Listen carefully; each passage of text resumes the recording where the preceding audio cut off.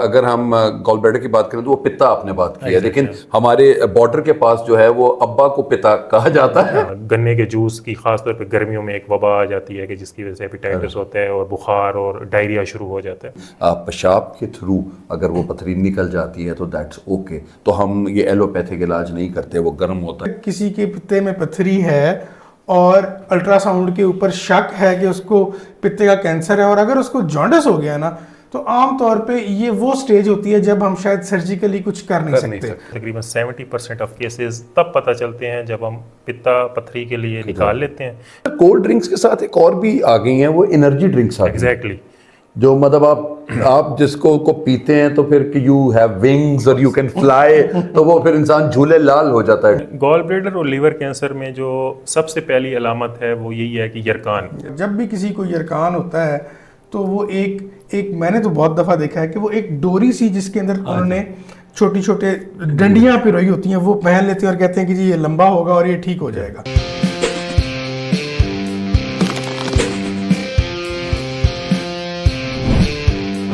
अस्सलाम वालेकुम जी, सर्जन कोई कोई के सेट से मैं हसीब खान आपकी खिदमत में हाजिर हूँ। मेरे साथ डॉक्टर अहमद और डॉक्टर वजाद बैठे हैं। हम बात कर रहे हैं जो हमारी इस वक्त सीरीज चल रही है वो ज़्यादातर कैंसर्स के ऊपर चल रही है, और आज का जो कैंसर का टॉपिक है वो है जी हेपेटोबिलियरी कैंसर। अब इनकी जो आसान अल्फाज हैं वो हम डॉक्टर अहमद से पूछेंगे। डॉक्टर साहब, क्या आसान अल्फाज में इसको क्या कहा जाता है? बेसिकली हेपेटोबिलियरी फील्ड में ये लीवर और गॉल ब्लैडर और पेंक्रियास ही आते हैं। तो लीवर और गॉल ब्लैडर बेसिकली बिल्कुल अटैच होते हैं। गॉल ब्लैडर सबको ही पता है, पित्ता जिसको आम ज़बान में कहते हैं। तो उसमें सबसे कॉमन डिजीज़ तो ऑफकोर्स पथरी ही है, जिसका वर्ल्ड वाइड सबसे ज़्यादा ऑपरेशन होता है, लेकिन इसमें कैंसर बनने के भी चांसेस होते हैं और इसका भी कैंसर काफ़ी एग्रेसिव होता है क्योंकि गॉल ब्लैडर लीवर के साथ बिल्कुल अटैच होता है। एक सरफेस दोनों की ऑलमोस्ट होती है। तो जैसे ही गॉल ब्लैडर में कैंसर बनता है वो फ़ौरन ही लीवर को इन्वॉल्व कर लेता है, फिर वो एक कॉम्प्लेक्स चीज़ बन जाती है। तो लीवर के अपने भी बहुत कैंसर होते हैं, जिसमें हिपेटोसेलुलर कार्सिनोमा जो बहुत कॉमन है वो सबसे ज़्यादा इफ़ेक्ट करता है लीवर को, जिसके मुख्तलिफ तरीका इलाज हैं। काटा भी जा सकता है लीवर को, ट्रांसप्लांट भी, एंड मल्टीपल ऑप्शंस जो हैं उसके होते हैं। वैसे अगर हम गॉल ब्लैडर की बात करें तो वो पिता आपने बात की है, लेकिन हमारे बॉर्डर के पास जो है वो अब्बा को पिता कहा जाता है, और अगर पिता पत्थर के हो जाए तो बहुत कुछ चीज़ें बड़ी टेंशन हो जाती है। और हमारे जितने यहाँ पे आज की जनरेशन है वो भी ये देख रही है कि वो अपनी बहुत सी बातें अपने पिता से मनवाने की कोशिश करती हैं, लेकिन पिता जब पत्थर के हो जाते हैं और कह देते हैं बस कह दिया ना, तो चीज़ें ख़राब हो जाती हैं। तो इस तरह यहाँ पे भी ये जो पित्ते में पत्थर आना, सबसे पहले तो सर ये प्रॉब्लम है। मेरा एक one of my friends, best friends, उनके सर साथ ये वाला प्रॉब्लम हुआ है कि हर में पथरी आ जाती है। अब वो पथरी कहाँ से आती है सर, और वो कैसे कैंसर में चेंज होती है? How does it work? Basically पित्ते में पथरी, तो पित्ते का फंक्शन ये है कि वो जो लीवर की रतूबत है जिसको बाइल कहते हैं, ठीक है, एक ग्रीन, वो स्टोर हाउस है बेसिकली। ठीक, वो एक लीवर बनाता है और जब हम खाना खाते हैं तो वो हाजमे में ये रतूबत या सिक्रेशन मदद देती है। ठीक है, तो खाना जब हम वो रेस्टिंग फेज में होते हैं तो वो स्टोर कर लेते हैं अपने बाइल को, तो जब खाना खाते हैं तो वो पंप करके लीवर में डाल देते हैं। तो ज़्यादा देर स्टोरेज एक फैक्टर है। फिर एक फैक्टर है जिसको हम 5F कहते हैं कि ये एक फैक्टर है बहुत बड़ा गॉल स्टोन बनने का, जिसमें फीमेल, फैटी फूड्स, फर्टाइल, ये सारे चीज़ें उसमें शामिल होती हैं। तो ये फीमेल्स में ज़्यादातर होते हैं गॉल स्टोन्स। ठीक है, लेकिन अगर आप कहें कि अगर 10 में से 9 केस फीमेल्स उसमें हैं गॉल स्टोन्स के हैं, तो एक केस उसमें गॉल ब्लैडर कैंसर, वो पथरी नहीं होती, वो कैंसर होते हैं बेसिकली। ठीक है, लेकिन उसमें मल्टीपल फैक्टर्स हैं कि उसमें पेशेंट की एज भी मैटर करती है, मल्टीपल को एग्जिस्टिंग फैक्टर्स होते हैं वो भी मैटर करते हैं। तो इसलिए अल्ट्रासाउंड, इसकी जो बेसिक इन्वेस्टिगेशन है उसमें पता चल जाता है कि आया ये पथरी है या it is something suspicious other than stone. अच्छा सर, हम अगर सिम्टम्स की बात करते हैं कि कैंसर्स की, तो कैंसर्स के सिम्टम है जिस तरह मोस्टली डॉक्टर वजात हम बात करते थे कि कुछ पेनलेस होते हैं जिनके साथ कुछ पेन्स भी हो रही होती हैं। इस वाले पर्टिकुलर कैंसर के अंदर क्या सिम्टम्स होते हैं सर जो कि हमें अपने नाजरीन को पता करने में? जैसे डॉक्टर वजात ने बताया था कि जिस तरह पेंक्रियाटिक कैंसर्स होते हैं और उसमें जो जॉन्डिस होता है उसका पेन स्टार्ट में नहीं होता। ठीक, पित्ते की पथरी की तो अलामत ही पेन होती है। ओके। वो तो एक डायग्नोस्टिक फीचर है कि ठीक है। दर्द होगा आपका राइट पसली के नीचे, पेन होगा, वो एक डायग्नोस्टिक फीचर। वो फिर पेशेंट जाता है, अल्ट्रासाउंड कराता है, पित्ते में पथरी आ जाती है और ऑपरेशन हो जाता है। ठीक है। उसका इलाज ऑपरेशन ही है। तो जो कैंसर होता है वो इस तरह प्रेजेंट नहीं करता, वो एक स्लो प्रेजेंट करता है। तो इसमें प्रॉब्लम ये होती है कि अक्सर पेशेंट्स इस उम्मीद पे बैठे रहते हैं कि मुझे तो पथरी है जी, पथरी का मैं किसी भी स्टेज पे ऑपरेशन करा लूँगा, पथरी खतरनाक भी नहीं है, कैंसर भी नहीं है। But the thing is there is something going on inside the gall bladder, और वो कैंसर स्लो बन के, किस्मत अच्छी हो तो वो सिर्फ पित्ते तक ही मौजूद रहते हैं, लेकिन बहुत सारे केसेस में ये जिगर को इन्वॉल्व कर लेते हैं, तब वो एक कम्प्लेक्स और जिगर की नालियों को इन्वॉल्व कर लेते हैं। ये बड़ी इंपॉर्टेंट चीज़ है कि जिगर को और जिगर की नालियों को, तो वो एक कम्प्लेक्स सिचुएशन हो जाती है कि फिर उसमें एक ऑपरेशन भी कम्प्लेक्स होता है और उसमें डायग्नोसिस भी मुश्किल होती है बनाना, और पेशेंट को ऑपरेट करना भी एक डिफ़िकल्ट टास्क होता है। ऑपरेशन से सर जो हम पॉइंट ऑफ व्यूज देते हैं इसके ऑपरेट, आपने जिस तरह मोस्टली हमने बात की थी लेज़र के थ्रू भी हो सकता है, और एक और कौन सा टेस्ट होता है सर इसके अलावा जो कि किया जा सकता है? इसके अंदर ऑपरेशन की अगर हम बात करें तो नॉर्मली जो एक इसमें एक इम्पॉर्टेंट चीज़ मैं बताना चाहूँगा कि बहुत सारे जो पित्ते के कैंसर हैं वो पकड़े ऐसे जाते हैं कि वो आप मरीज़ को ऑपरेट कर रहे हैं पित्ते की पथरी के लिए, ठीक है। ठीक है, और ऑपरेशन के दौरान आपको लगा कि यार ये सिर्फ पथरी नहीं है, जो पित्ते की दीवार की मोटाई है ये मुझे ज़्यादा लग रही है, या ये जो मुझे फीलिंग आ रही है ऑपरेशन करते हुए ये बहुत हार्ड है। और उसके बाद जब आप बायोप्सी भेजते हैं तो उसके ऊपर पथरी तो आती है जो कि पित्ते के अंदर पड़ी होती है, लेकिन उसकी दीवार के अंदर कैंसर भी आ जाता है। तो ज्यादातर जो पित्ते के कैंसर्स हैं वो ऑपरेशन के बाद डायग्नोज हो रहे होते हैं। फिर हमें ये देखना अब पड़ता अगर है, कहने का मकसद ये है कि हम उसको पथरी के लिए ऑपरेट Yes, कर रहे होते हैं, लेकिन yes, उसके ड्यूरिंग yes. ऑपरेशन हमें ये अंदाजा होता है कि जी ये कैंसर है। ड्यूरिंग ऑपरेशन, या कुछ केसेस के अंदर बाद में जब बायोप्सी की रिपोर्ट आती है, जब हम पित्ता निकालते हैं पथरी के लिए, उसको टेस्ट के लिए भेजते हैं, जब वो वापस आता है तो पता चलता है कि इसमें कैंसर था।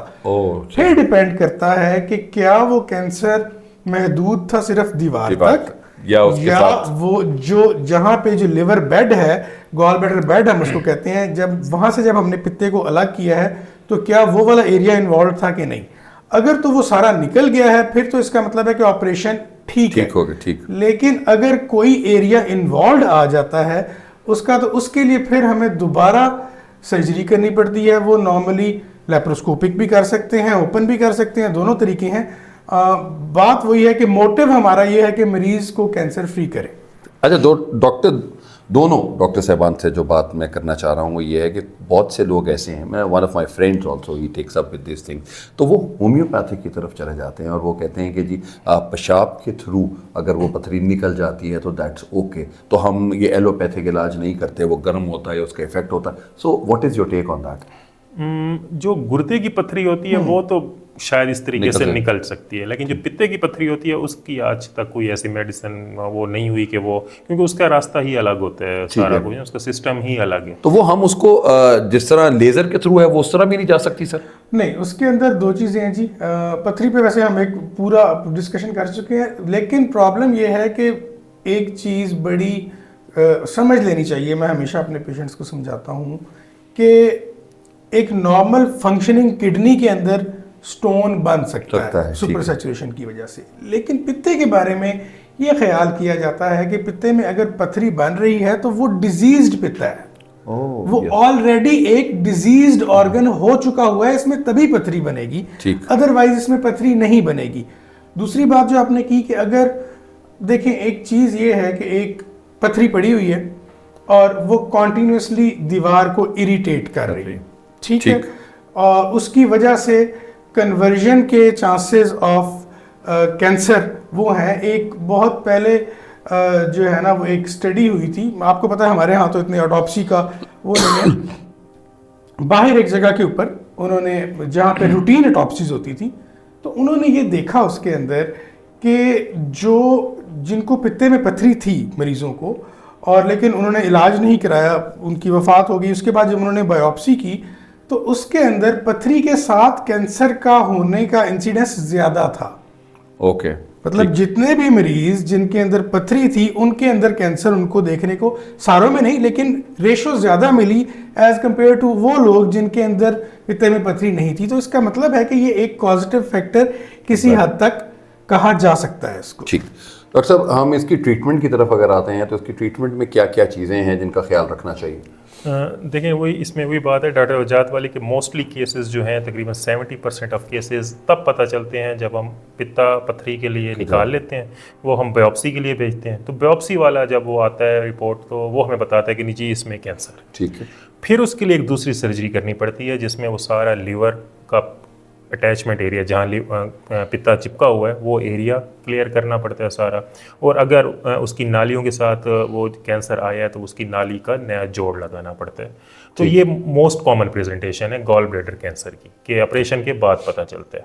बहुत अनफॉर्चुनेट पेशेंट जो होते हैं जिनको पथरी भी थी लेकिन वो इग्नोर करते रहे 10 साल 20 साल 30 साल, वो जब अल्ट्रासाउंड होता है तो वो कहता है कि पथरी तो है उसमें लेकिन लीवर के अंदर भी एक निशान है।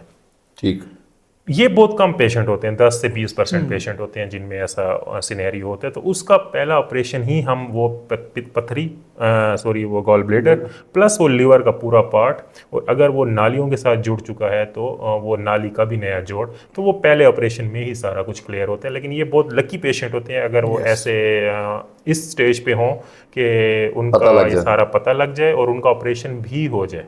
ये बहुत लकी पेशेंट होते हैं लेकिन 80% पेशेंट में हमें बायोप्सी पे ही पता चलता है। ठीक, तो इसके फॉलोअप का क्या क्राइटेरिया है बॉस?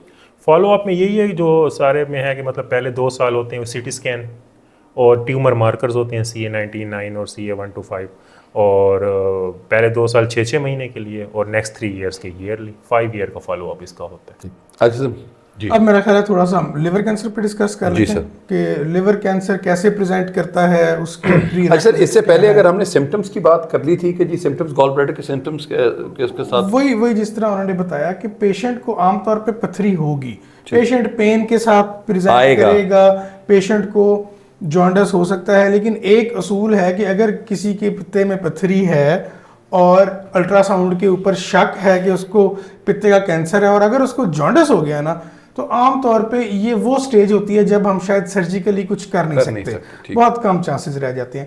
तो चांसेस वही होंगे, पित्ते में पथरी होगी, दर्द होगी, यरकान हो सकता है डिपेंडिंग अपॉन द स्टेज जिस पे वो हमारे पास प्रेजेंट करता है। अब आप बात कर रहे थे लिवर कैंसर की। हाँ, अब मैं कह रहा था कि आप कुछ लिवर कैंसर के बारे में डिस्कस कर लेते हैं कि लिवर कैंसर जो है उसकी अलामात क्या है, उसकी कॉजेज क्या हैं और उसके लिए हमारे पास ट्रीटमेंट ऑप्शंस क्या हैं।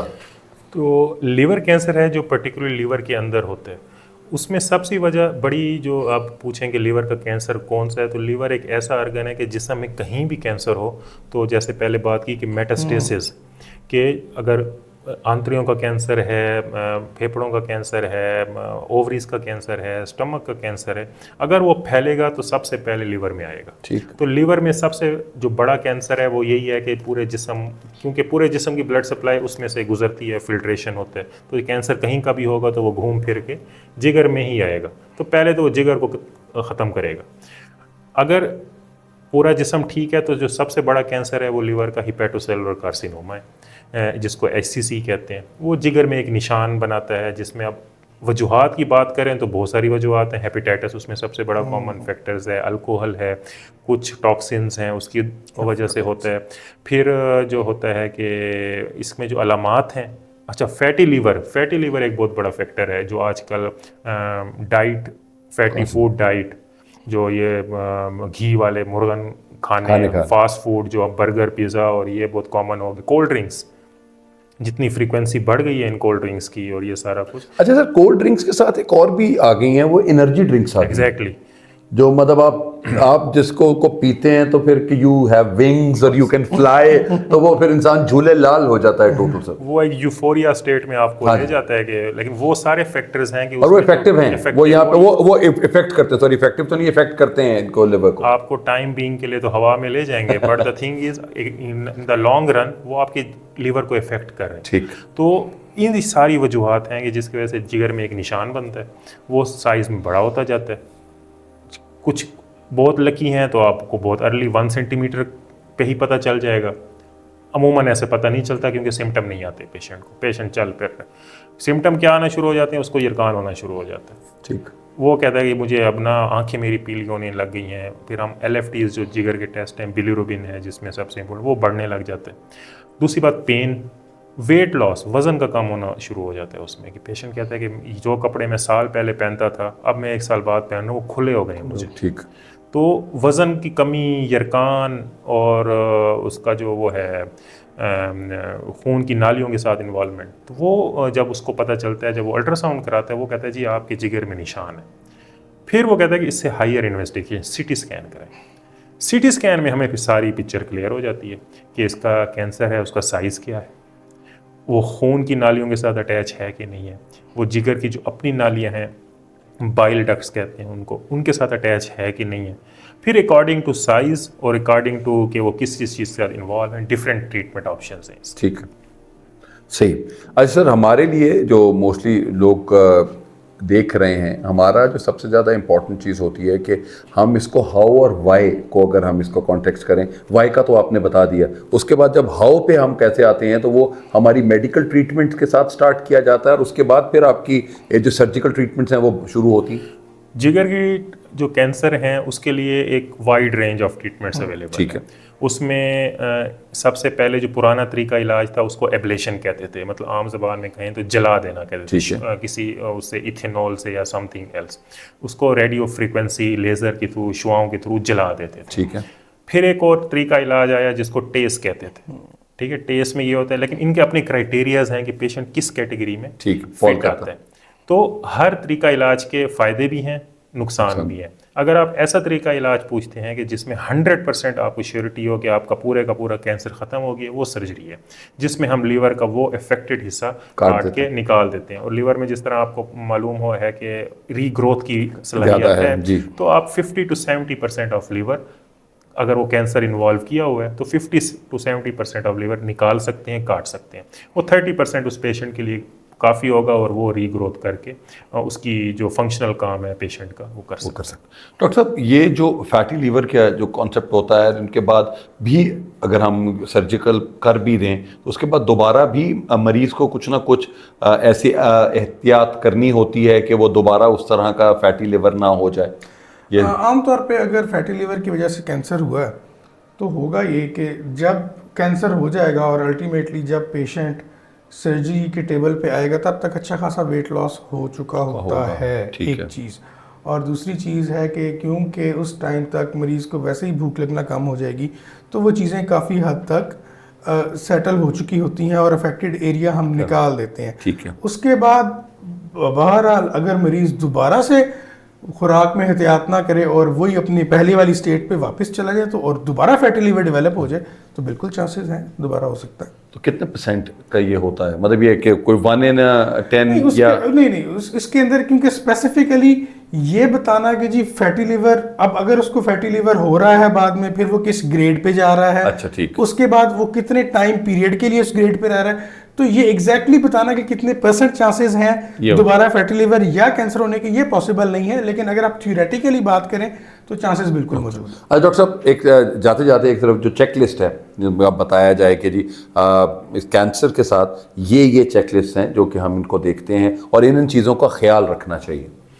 गॉल ब्लैडर और लीवर कैंसर में जो सबसे पहली अलामत है वो यही है कि यरकान। ठीक है। यरकान पे आपने नज़र रखनी है। यरकान को आपने हल्का बिल्कुल भी नहीं लेना कि अगर आपकी आंखें पीली हो रही हैं तो किसमें उसकी आप मेडिकल रीजंस भी हैं यरकान की, ये नहीं कि सारी की सारी सर्जरी की फील्ड में फॉल करती हैं। हेपेटाइटिस A है, E है, जिस तरह वबा फैलती है, ये जो पानी से फैलता है, जो ये गन्ने के जूस की ख़ासतौर पे गर्मियों में एक वबा आ जाती है कि जिसकी वजह से हेपेटाइटिस होता है और बुखार और डायरिया शुरू हो जाता है। तो मेडिकल कॉजेज़ भी हैं, बट द थिंग इज़ जब आप एक अच्छी जगह से अल्ट्रासाउंड ज़रूर करें जब आपको ये सारे अलामात हों यरकान हो, ताकि आपको ये पता चले कि आपका कोई सर्जिकल कॉज नहीं है उसमें। अल्ट्रासाउंड पे अगर कोई सस्पिशन मिलती है तो उसको फॉलो ज़रूर करें, नेक्स्ट स्टेप पे जाएं, मतलब कि CT स्कैन ज़रूर करें। ठीक। अगर वो डॉक्टर आपको कहता है कि अल्ट्रासाउंड में मुझे शक है कि कोई आपके जिगर में निशान आ रहा है तो वो ज़रूर करें। तीसरी चीज़, जो पित्ते का ऑपरेशन होता है उसको बायोप्सी उसकी ज़रूर भिजवानी चाहिए। हमारे बहुत सारे लोग कहते हैं कि जी पित्ता निकाल के दे दिए, क्या करें इसका, फेंक दें। लेकिन द थिंग इज़ जिस्म से जो भी हिस्सा, एक रूल है सर्जरी में कि जिस्म से जो भी चीज़ निकालें उसको टेस्ट के लिए ज़रूर भिजवाएं। तो पित्ते का जो ऑपरेशन है, चाहे वो पथरी के लिए क्यों नहीं हुआ, उसको बायोप्सी के लिए ज़रूर भिजवाएं और उसकी रिपोर्ट ज़रूर फॉलो करें। और बहुत शायद 100 में से 95 में कुछ ना निकले, लेकिन 5 में भी निकल आया ना आपका, तो वो 5 की लाइव्स भी बहुत मैटर करती है। कि अगर किसी का वो घर का सरबराह है या किसी के घर का वो सोल अर्नर है, तो वो 5% भी बड़ा मैटर करता है। कि अगर 5% भी आप डायग्नोज उस बायोप्सी की रिपोर्ट में कर लेते हैं तो वो बहुत ज़रूरी है उसके लिए। मैं ज़रूर एक चीज़ ऐड करना चाहूँगा कि यरकान की हमने बहुत बात की जा रही है। हेपेटोबिलियरी के अंदर यरकान एक बहुत अहम अलामत है।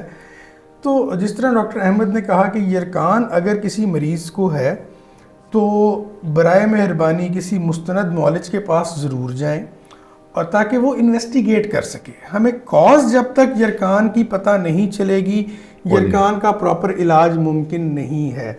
होता क्या है, यरकान के लिए आपने भी शायद देखा होगा, जब भी किसी को यरकान होता है तो वो एक मैंने तो बहुत दफ़ा देखा है कि वो एक डोरी सी जिसके अंदर उन्होंने छोटी छोटे डंडियाँ पिरोई होती हैं वो पहन लेते हैं और कहते हैं कि जी ये लंबा होगा और ये ठीक हो जाएगा।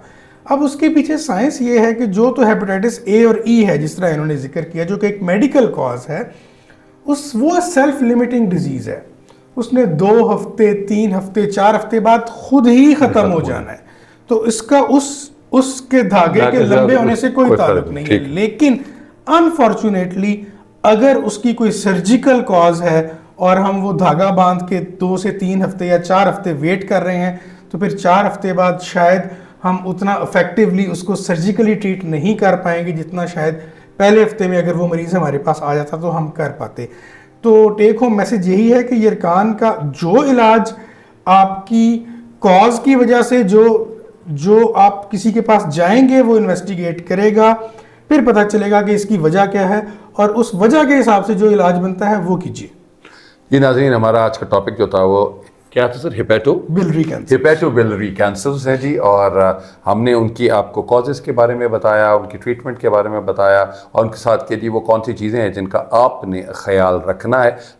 हमारा सर्जन कोई के सेट से हमेशा यही पैगाम रहा है कि आप अपना डायग्नोसिस ज़रूर करवाएं और आप अपना ख्याल, एक सेल्फ चेक अपना ज़रूर रखें, ताकि आपको इस चीज़ का अंदाज़ा रहे कि आप भी सेहतमंद ज़िंदगी गुजारें और आपके प्यार करने वाले आपके आसपास के लोग जो हैं आप उनका भी इसी तरीके से ख्याल रखें। तो डॉक्टर अहमद, आपका बहुत बहुत शुक्रिया sir. Doctor Wajahat, thank you very much. Surgeon कोई के सेट से जी मैं आपको खुदाफिज़ कहता हूँ और इंशाअल्लाह ताला नेक्स्ट एपिसोड में आपसे फिर मुलाकात होगी। अपना बहुत ख्याल रखिएगा। पाकिस्तान जिंदाबाद।